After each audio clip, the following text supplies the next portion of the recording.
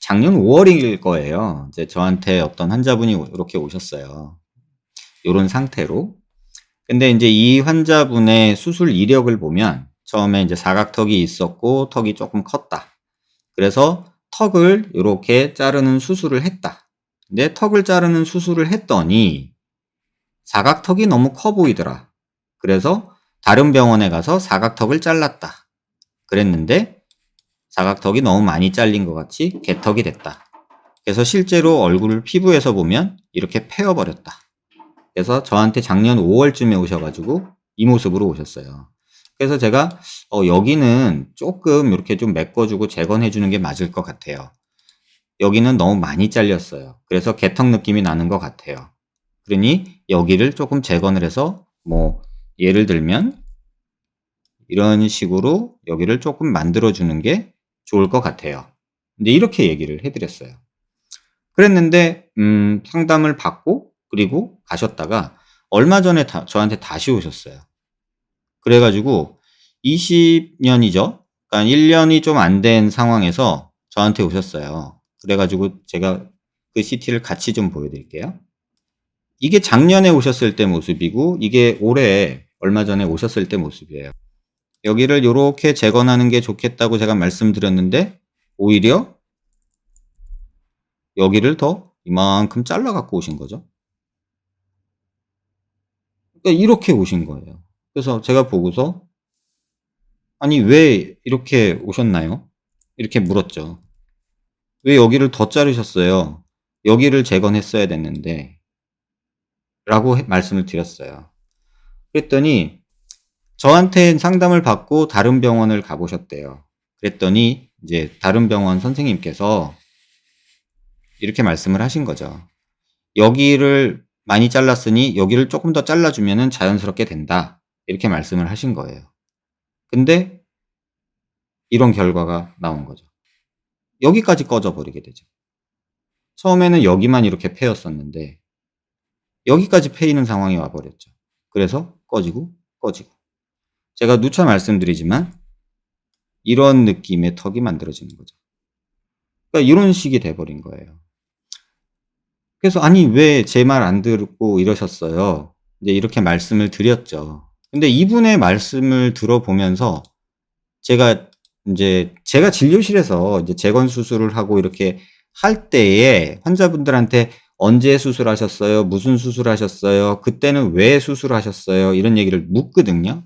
근데 그 이유는 마치 엉클어진 퍼즐 푸는 느낌이에요. 마치 뭐 형사가 수사하듯이 또는 뭐 형사 콜롬보가 단서를 찾아서 돌아다니듯이 제 나름의 그 작업을 하는 과정이거든요. 그래서 이분을 CT를 다시 보고 다 봤을 때 왜 그랬는지 알겠어요. 자, 처음에 뼈가 예를 들면 사각턱이 이렇게 있으셨을 거고요. 여기도 이렇게 있으셨을 거예요. 그리고 턱도 아마도 뭐 이런 식으로 있었을 거예요. 이런 식으로. 근데 본인이 볼 때 여기는 그렇게 크게 안 보였을 거예요. 처음에는. 그냥 여기가 좀 넙대대하고 긴 느낌이 있고 뭐 턱이 긴 느낌이 있으니까 이걸 줄이고 싶었던 거예요. 그래서 병원을 갔어요. 저 턱이 길어요. 저 줄여주세요. 이렇게 하고 줄여달라면 병원에서는 이거 잘라내면 돼요. 라고 이렇게 아주 가볍게 뭐 길어 보이면 줄이면 되지. 이렇게 하고 잘랐겠죠. 근데 줄이고 나니까 이게 너무 커 보이는 거예요. 양옆이. 이게 길이가 짧아지니까 여기가 커 보이는 거예요. 그래서 또 다른 병원에 가서 턱을 잘라달라고 이렇게 하신 거예요. 뭐 여러 가지가 이유가 있겠죠. 간단하게 턱을 자르려고 하니까 뭐 이렇게 다 자르려면 비용도 많이 들고 회복 기간도 길고 하니까 난 요거만 하면 될 것 같아. 본인이 거울 보고 판단하시는 거죠. 근데 하고 나서 보니까 이거 짧아지고 나니까 이게 너무 커. 이것도 잘라야겠어. 근데 자르려고 가서 보니까 잘 보니까 나 왼쪽이 더 큰 것 같아. 지금 이쪽이 왼쪽이거든요. 이 부분이 왼쪽인데 왼쪽이 더 큰 것 같아. 이렇게 느껴지니까 수술할 때 선생님 사각턱 자를 때 내가 왼쪽이 좀 더 크니까 왼쪽 조금만 더 잘라주세요. 이렇게 말했겠죠. 근데 그 얘기를 듣고 그냥 선생님은 그래 그럼 왼쪽 더 잘라줄게 하고 오른쪽보다 이만큼 더 자른 거죠. 근데 이제 이분이 저한테 이렇게 오셨을 때는 저한테 뭐라고 말하냐면 제가 이 사진을 보고 환자분 오른쪽 왜 이렇게 많이 자르셨어요? 라고 말하면 첫 마디가 뭐냐면요. 이렇게 돼요. 그러니까 말이에요. 나 그렇게 자르라고 한 적도 없는데 왼쪽을 그냥 다 작살을 내놨어. 이렇게 얘기를 해요. 그래서 제가 아니 그래도 왼쪽 이렇게 자르는 거는 아셨어요? 그랬더니 아니 뭐 자른다고는 했는데 이렇게까지 무식하게 자를지 누가 알았겠어요. 그러니까 원망이 막 있죠. 또 이 턱을 이렇게 많이 잘라 놓은 사람에 대한 원망이 막 들어가죠. 그래서 저는 물어요. 근데 사각턱 수술하러 왜 가셨어요? 그랬더니 이제 아까 말씀드렸던 턱이 길이가 짧아서 이걸 이렇게 했더니 이게 너무 커 보여서 이걸 잘라달라고 했는데 내가 왼쪽이 조금 더 큰 것 같아서 왼쪽 조금 더 잘라달라고 했더니 이렇게나 차이 나게 잘라놨다. 이렇게 되는 거죠. 자, 이 스토리를 쫙 보면요. 저는 이해가 돼요. 환자는 의사가 아니니까 판단할 수 없어서 본인이 거울에 보여지는 모습과 본인이 인터넷 보면서 생각한 모습으로 수술 제목을 정하고 병원을 가요. 난 이 수술을 해야 해 라고. 그리고 말이 병원 상담이지 병원 상담을 가서는 사실은 이거 내가 원하는 거 해줘 얼마야? 이렇게 물어보고 물건 사듯이 고르는 거예요. 그리고 나서 하고 나서 보니까 뭔가 아쉬워. 그러면 저 병원이 실력이 없나 보다. 나 다른 병원 가야겠다. 더 큰 병원 가야겠다. 하고 다른 병원 가서 또 본인이 보이는 느낌을 의사한테 요구해요. 그럼 의사는 그 원하는 대로 해줄게요 하고서 쫙쫙 하는 거죠. 근데 하고 나서 보니까 나 이렇게 될 줄 몰랐다. 이건 환자 입장에서 너무나 당연해요. 근데 의사 입장에서는 턱이 길어 보이는 건 맞아. 근데 턱까지 같이 자르자고 하면은 괜히 끼워 팔기 하는 것 같아서 말이 길어져. 설득해야 되니까. 그냥 턱만 잘라줘. 그러면 네 알겠습니다 하고서 잘라주는 게 의사도 편해요. 왜? 상담 시간이 길어질 이유가 없어요.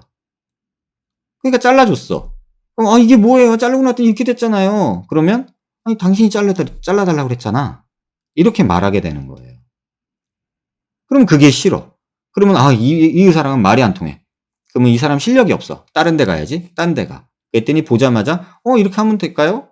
난 이렇게 했으면 좋겠는데 환자가 얘기를 하면 의사는 맞아요. 그렇게 하면 돼요. 그럼 갸름해져요. 라고 자르게 되겠죠. 그런데 거기다 환자가 근데요 저 왼쪽이 좀 더 큰 것 같은데? 이렇게 말을 하면 왼쪽도 잘라드릴게요. 그럼 되겠다 하고 수술을 해요. 하고 나서의 모습이 이런 식으로 푹 패어버리는 거예요. 그러면 이제 이런 걸 2번이나 겪었어요. 그런데도 저한테 왔어요. 그래서 제가 여기 이렇게 좀 만드는 게 나을 것 같아요. 여기 더 자르는 건 아니에요. 라고 분명히 작년에 말씀을 드렸거든요. 그런데 올해 와서 자른 채로 저한테 오셨어요. 그래서 아니 왜 제 말 안 듣고 여길 자르셨어요? 라고 말을 하면 환자가 이렇게 말을 해요. 아니 뭐 비용 부담도 있고 다른 병원 갔더니 그냥 자르면 된다고 해서 그게 더 간단할 것 같아서 나 보형물 넣기도 싫고 그러니까는 그냥 자르는 게 더 나을 것 같아서 또 의사가 그렇게 하면 된다고 하니까 그래서 했더니만 더 힘든 상황이 됐다. 이렇게 얘기를 하시는 거죠. 전에는 요것만 있었는데 지금은 요것까지 생겨버린 게 되는 거죠. 이 과정이 지금은 제가 이렇게 말을 하지만 사실 며칠 전에 이 환자분을 뵙고 진료실에서 이 환자분이 저한테 굉장히 화를 내셨어요. 아니 내가 환자인데 몰라서 그러는데 뭐 자꾸 나한테 화를 내. 그리고 뭘 그렇게 캐물어. 이렇게 얘기하시는 거예요. 그래서 아니요 제가 화내는 게 아니라 환자분이 지금 왜 이렇게 흘러왔는지를 제가 되짚어 봐야 돼서 그래요. 누가 어디서 뭘 놓쳤는지를 알아야 되니까. 환자분이 저랑 지금 어떤 수술을 계획하기 전에 이런 과정이 없으면 똑같은 실수를 또 할 수 있어요. 저는 그 얘기를 하는 거거든요.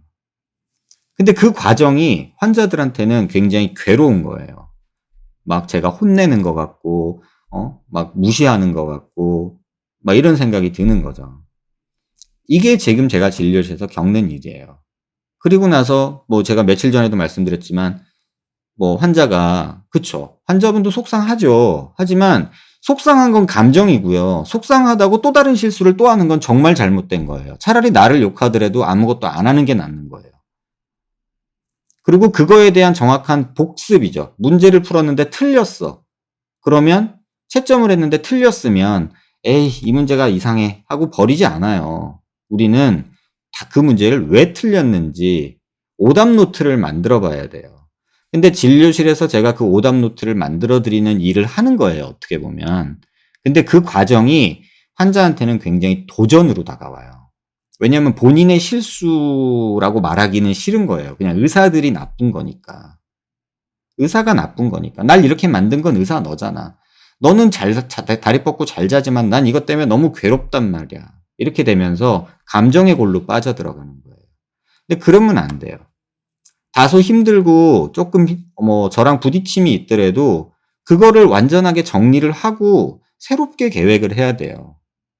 그래서 여러분이 재건 수술이나 또는 수술하고 불안하거나 재수술을 계획하거나 이럴 때 제일 중요한 거는 지난 내가 수술해 왔던 내용에 대한 그 복기가 돼 있어야 돼요, 복습이. 그래서 오답 노트가 만들어져야 돼요. 내가 뭘 놓쳤구나. 근데 그걸 혼자 하시면 안 돼요. 왜냐면 혼자 하거나 인터넷 보고서 친구들하고 이렇게 비슷한 경험한 사람들하고 하다 보면 전혀 또 엉뚱한 얘기를 하는 경우가 굉장히 많아요.